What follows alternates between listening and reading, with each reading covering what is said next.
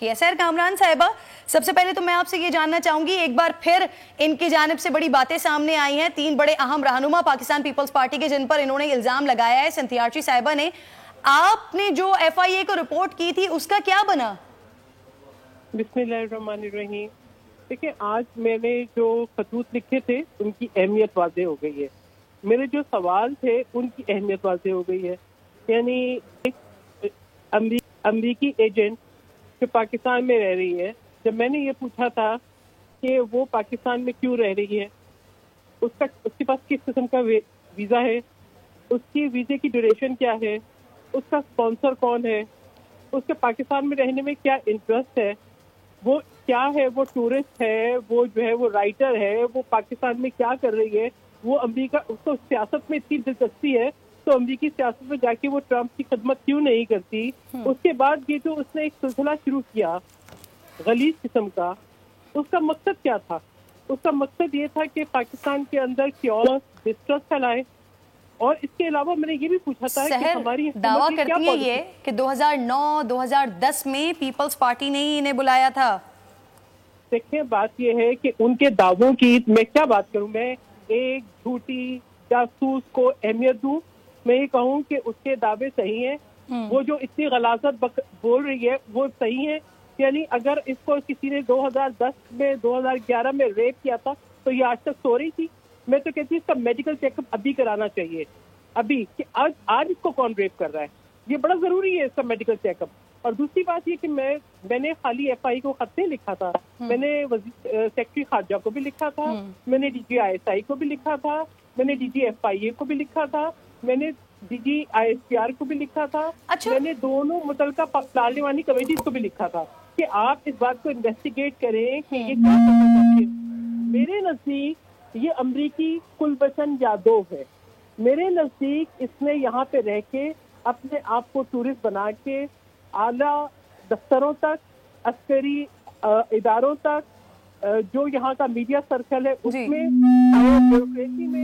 اچھا دیکھیں سحر، اب سوالات تو اٹھیں گے کیونکہ خاتون کا دوبارہ ایک بار پھر اس طرح کی ویڈیو پیغام آنا، ٹویٹر پر آنا، حالانکہ مجھے یہ بھی یاد ہے اس سے پہلے جب انہوں نے بے نظیر بھٹو صاحبہ کے حوالے سے بات کی تھی تو انہی کے ٹویٹر پیغامات موجود ہیں جس میں انہوں نے کہا تھا، اور غالباً یہ کچھ دیر میں ہمارے ساتھ ہوں گی بھی تو ان سے بھی ہم بات کریں گے، لیکن انہوں نے کہا تھا کہ اگر بلاول بھٹو زرداری صاحب مجھ سے معافی مانگ لیتے ہیں تو وہ تمام ثبوت میں منظر عام پر نہیں لاؤں گی، لیکن ایسا تو کچھ دکھائی نہیں دیا کہ بلاول نے کچھ ریاکٹ کیا ہو ان کی بات پر، یہ تمام وہ ثبوت بھی سامنے نہیں لے کر آئی ہیں۔ اب مجھے بتائیے کہ یہ ایک اور بات، ایک اور الزام جو تین بڑے اہم رہنماؤں پر، مخدوم شہاب الدین پر، یوسف رضا گیلانی صاحب کے اوپر لگائے گئے ہیں، کیا اب پیپلز پارٹی ایکشن لے گی؟ رحمان ملک صاحب پر الزامات لگائے گئے ہیں، پیپلز پارٹی کچھ کرے گی، کچھ سوچ رہی ہے کرنے کے لیے؟ مجھے آپ یہ بتائیں کہ میں پیپلز پارٹی نہیں ہوں، کیا میں نے متعلقہ اداروں کو خطوط نہیں لکھے؟ اسی لیے آپ سے پوچھ رہی ہوں۔ میں تو متعلقہ اداروں سے پوچھ رہی ہوں کہ آج ایک ہفتہ مکمل ہو گیا، 29 تاریخ پچھلے جمعے کو میں نے خطوط لکھے تھے، ہمارے ملک کی ایجنسیز دنیا کی نامی گرامی ایجنسیوں میں گنی جاتی ہیں، انہوں نے کیا تحقیقات کی؟ وہ یہ بتائیں نا کہ جب، کیا آپ مجھے بتائیں کہ کلبھشن یادو کو آپ ٹی وی پہ لے کے اس کا انٹرویو نشر کریں گی؟ آپ اس سے یہ پوچھیں گی کہ آپ پہ جو الزامات لگے ہیں یا جو آپ یہاں پر آئے ہو وہ درست ہے؟ دیکھیں، ایک ایجنٹ ہے جو اس ملک میں آئی ہے، اس سے پہلے بھی آئی تھی، کرسٹین فیئر، اس کو بھولیے مت، اس کو بھولیے مت۔ دیکھیں، آج اگر اس نے یہ بھی کہا جی میں سحر آپ جو کمپیریزن کر رہی ہیں، سحر آپ جو کمپیریزن کر رہی ہیں وہ کلبھوشن یادو وہ ایک ڈکلیئرڈ جاسوس ہے، کیا آپ کے دور میں یہ دیکھیں، بات یہ ہے، مجھے آپ یہ بتائیں کہ اس کا کیا انٹرسٹ ہے پاکستان میں؟ یہ آپ کے دور میں ڈکلیئرڈ ہوئی تھی جاسوس؟ دیکھیں، ہمارے دور میں تو میں تو کہوں گی، میں ملٹری سیکرٹری سے پوچھوں گی کہ بھائی یہ پریزیڈنٹ ہاؤس میں آئی تھی، کس کیپیسٹی میں تھی، آپ نے اس کو انویسٹیگیٹ کیا تھا؟ میں تو کلیئرنس والے اداروں سے پوچھوں گی کہ یہ آپ کے ہر جو ہے وہ جی ایچ کیو تک پہنچ گئی، آپ نے اس کی کلیئرنس کی ہے؟ دیکھیں، بات یہ ہے، بہت سارے سوالات ہیں اور مجھے اس بات کا اندازہ تھا، اسی لیے میں نے یہ خطوط لکھے تھے۔ یہ بہت امپورٹنٹ ہے کہ ہم اس طرح کے ایلیمنٹس کو انویسٹیگیٹ کریں. بہرحال انویسٹیگیشن بالکل آپ سحر کامران صاحبہ بالکل آپ درست فرما رہی ہیں. اس پر اب جو ان کے الزامات سامنے آئے اس پہ انویسٹیگیشن بھی ہونی چاہیے.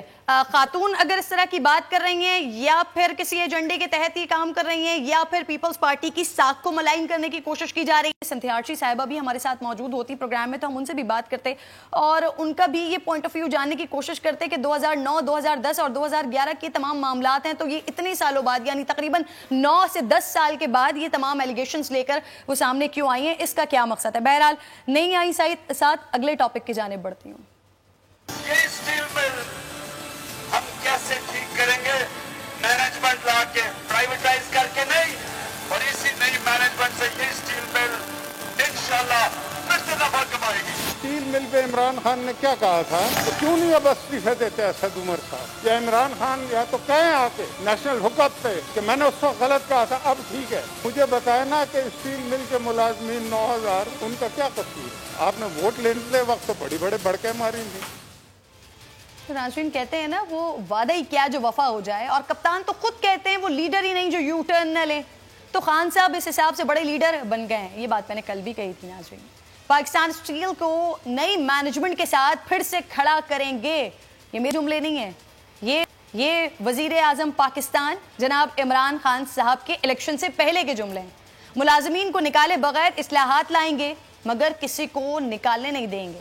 یہ وہ وعدے ہیں, یہ وہ دعوے ہیں جو الیکشن سے پہلے کیا کرتے تھے, مگر الیکشن ہو گیا, ووٹ مل گئے, حکومت بن گئی, اب تو کون اور میں کون. اگر میں مان بھی لوں کہ نون لیگ کی حکومت میں گھر بٹھا کر ملازمین کو تنخواہ دینا غلط تھا تو آپ نے بھی 2 سال یہی تو کیا ہے. پھر اگر اس وقت ملازمین کو نکال کر پرائیویٹائز کرنا حرام تھا تو اب حلال کیسے ہو گیا؟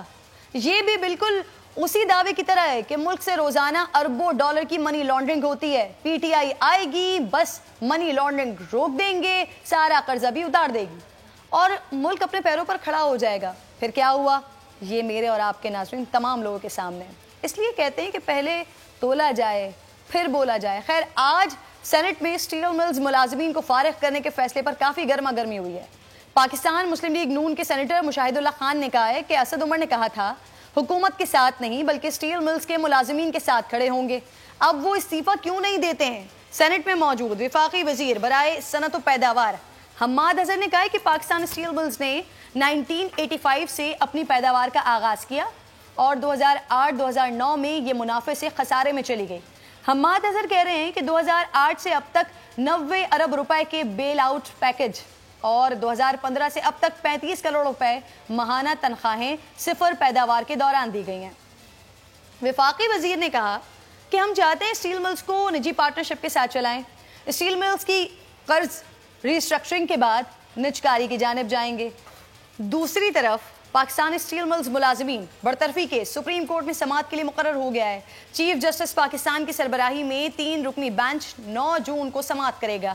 اسی پر بات کرنے کے لیے مہمان مجھے پروگرام میں جوائن کر چکے ہیں. ارڑ صاحب ساتھ موجود ہیں پاکستان مسلم لیگ نون سے, نادر قبول صاحب پاکستان پیپلز پارٹی سے مجھے جوائن کر چکے ہیں, اور ساتھ شوکت بسرا صاحب پاکستان تحریک انصاف سے میرے ساتھ موجود ہیں. شوکت بسرا صاحب میں آغاز کرنا چاہوں گی آپ کی بات سے.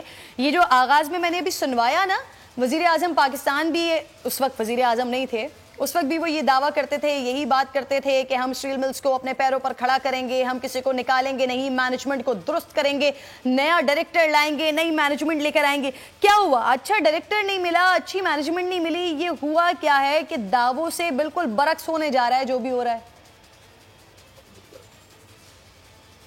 شوکت بسرا صاحب جی آواز آ رہی ہے؟ ذرا کوشچن دوبارہ ریپیٹ کر دیں ذرا. میں آپ سے کوشچن دوبارہ ریپیٹ کر لیتی ہوں سر. میں نے حالانکہ پورا تجزیہ کر دیا تھا سوال میں, لیکن سر بات یہ ہے کہ عمران خان صاحب جو دعویٰ کرتے تھے اسٹیل ملز کے لیے, اور غالباً آپ کی لائن بھی ڈراپ ہو گئی ہے, تو میں اپنے دیگر مہمانوں کی جانب جاتی ہوں. عطا اللہ تارڑ صاحب, سر یہ کیا ہو رہا ہے؟ کیا مسلم لیگ نون نے کسی قسم کا کوئی رابطہ کیا ہے اسٹیل ملز ملازمین سے؟ بڑے 2-3 دن سے بیچارے احتجاج کر رہے ہیں. بہت شکریہ کرن صاحبہ. دیکھیے جو جماعت 1 کروڑ نوکریوں کا وعدہ لے کے آئی ہو, اور جب ہم حکومت چھوڑ کے گئے تھے تو جو شرح نمود تھی, جو گروتھ تھی, وہ 5.8% پر تھی, اور 6.4% پر پروجیکٹڈ تھی کہ یہ 6.4% تک جائے گی. اور جو مہنگائی کی شرح تھی وہ 5 سے 4% کے درمیان تھی. اب 1.5-2 سال کے اندر ہی کرونا نہ بھی آتا تو جو شرح نمود ہے وہ اب مائنس میں چلی گئی ہے. 1.3 تھی اب مائنس میں ہے. مہنگائی کی شرح 11% سے بھی تجاوز کر گئی ہے. جو 1 کروڑ نوکریاں دینے آئے تھے, جو لیٹسٹ تخمینہ ہے اس کے مطابق تقریباً 15 سے 20 لاکھ افراد بے روزگار ہو چکے ہیں اور 40 لاکھ افراد جو ہیں وہ غربت کی لکیر سے نیچے چلے گئے ہیں. قرضوں کی جو پوزیشن ہے, ہم نے تو چلیں قرضے لیے, 12,000 ارب لیا, 18,000 اس میں میگا واٹ بجلی لگی, 12,000 میگا واٹ تقریباً اس میں 12,000 کلومیٹر اس میں سڑکیں بنی, اس میں لوڈ شیڈنگ کا خاتمہ ہوا. وہ سارے پروجیکٹس آپ کے سامنے ہیں. 64 ارب ڈالر سی پیک کے تحت انویسٹمنٹ آئی.